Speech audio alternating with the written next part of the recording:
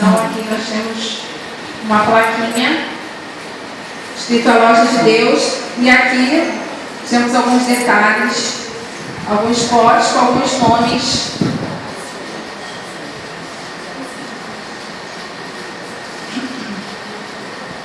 Glória a Deus, aleluia. Deus vive, aleluia.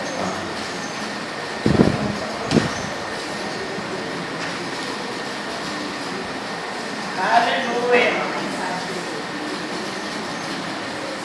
A Loja de Deus. Caminhando pela rua, Maria, uma criança super alegre, estava olhando por todas as lojas. De repente, ela parou em frente a uma placa e viu a Loja de Deus. Curiosa, decidiu entrar. Ficou maravilhada olhando todos os detalhes da loja. Estela, também muito curiosa, entrou para poder ver o que tinha dentro da loja. E elas olharam, Stephanie também veio junto com a Estela. Olharam, no balcão havia um anjo. E esse anjo estava ali observando aquelas meninas entrando na loja. Foi aí que Maria, muito curiosa, perguntou. E o anjo também falou com ela. Boa noite, crianças. Santo anjo do Senhor, que vem. Aqui na Loja de Deus, eu vendo todos os dons de Deus. Custa muito caro? Não, é tudo de graça.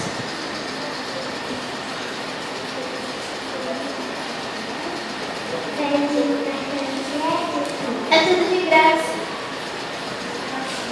É de graça mesmo? É.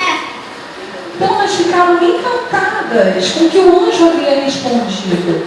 Nossa, tinha tudo, e elas olharam os jarros, e elas contemplaram os vidros, e o anjo mostrando para elas tudo aquilo que ele tinha para oferecer. Stephanie ficou encantada, ficou olhando aquelas sementes, Estelinha também. Brena também ficou encantada e pensando o que ela compraria. Maria Brena é o nome dela. Então, foi então que de repente Maria decidiu tomar coragem e falou: Santo anjo do Senhor, eu quero já conseguido de fé, o perdão de Deus, o amor dele, sabedoria para mim e toda a minha família. Então, o anjo do Senhor foi pegando umas sementinhas e preparando, e colocando, e